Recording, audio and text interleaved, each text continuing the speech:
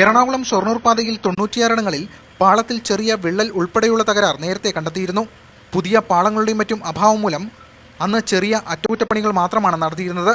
എന്നാൽ കറുകുറ്റി അപകടത്തിന്റെ പശ്ചാത്തലത്തിൽ എറണാകുളം ഷൊർണൂർ പാതയിൽ ഏറ്റവും രൂക്ഷമായ പ്രശ്നം നേരിടുന്ന 15 തീവണ്ടികൾക്ക് വേഗനിയന്ത്രണം ഏർപ്പെടുത്താനാണ് പുതിയ നിർദ്ദേശം. ഗ്രൂപ്പ് സി വിഭാഗത്തിൽപ്പെടുന്ന സെക്ഷൻ എഞ്ചിനീയർമാർ സ്റ്റേഷൻ മാസ്റ്റർമാർക്ക് ഇത് സംബന്ധിച്ച റിപ്പോർട്ട് നൽകി. ഇതുപ്രകാരം 30 കിലോമീറ്റർ വേഗത്തിലാകും ഇവിടങ്ങളിൽ തീവണ്ടികൾ സഞ്ചരിക്കുക. മറ്റ് സെക്ഷനുകളിലും വേഗനിയന്ത്രണം ഏർപ്പെടുത്തി തുടങ്ങിയതായാണ് അറിയുന്നത്. ഈ നിർദ്ദേശത്തെ ലോക്കോ പൈലറ്റുമാരും സ്വാഗതം ചെയ്യുന്നു. ട്രെയിനിന്റെ ഫ്രണ്ടിലിരിക്കുന്ന ലോക്കോ പൈലറ്റുമാരെ രണ്ടുപേരും എന്തെങ്കിലും അപകടം പറ്റി ആദ്യം ചെയ്യാൻ പോകുന്നത് ഞങ്ങൾ തന്നെയാണ്. അതിൽ ഞങ്ങൾക്കും ഫാമിലിയുണ്ട്.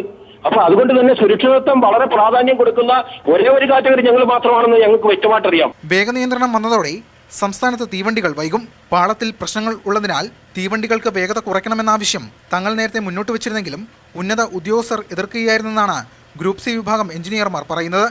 ഒടുവിൽ കറുകുറ്റി അപകടമുണ്ടായപ്പോൾ തങ്ങൾക്കെതിരെ നടപടിയും വന്നു. ഇനി ഇക്കാര്യത്തിൽ വിട്ടുവീഴ്ച വേണ്ടെന്ന നിലപാടിലാണ് അവർ. S Ragin, Mathrubhumi news, Kochi. കറുകുറ്റി അപകടത്തിന് കാരണം റെയിൽവേ പാളത്തിലെ വിള്ളലാണെന്നാണ് പരിശോധനയിൽ കണ്ടെത്തിയത്. തിരുവനന്തപുരം ഡിവിഷന് കീഴിലുള്ള റെയിൽവേ പാളങ്ങളിൽ ഇത്തരത്തിലുള്ള 202 വിള്ളലുകളുണ്ടെന്ന് കണ്ടെത്തി റിപ്പോർട്ട് ചെയ്തിട്ടുണ്ടെന്നാണ് all India railway engineers federation വ്യക്തമാക്കുന്നത്.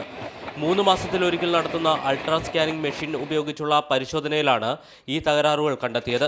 കറുകുറ്റിയിൽ അപകടത്തിനിടയാക്കിയ വിള്ളലും നേരത്തെ കണ്ടെത്തി റിപ്പോർട്ട് ചെയ്തിരുന്നു. ഇവിടെ OBS മാർക്ക് ചെയ്യുകയും ചെയ്തു.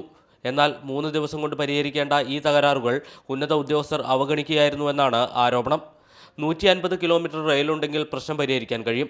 എന്നാൽ റെയിൽവേ ഉദ്യോഗസ്ഥരിലെ കേരള വിരുദ്ധ ലോബിയാണ് ഇതിന് തടസ്സം നിൽക്കുന്നതെന്ന ആരോപണവും all India railway engineers federation ഉന്നയിക്കുന്നു. മാതൃഭൂമി ന്യൂസ്, കൊച്ചി.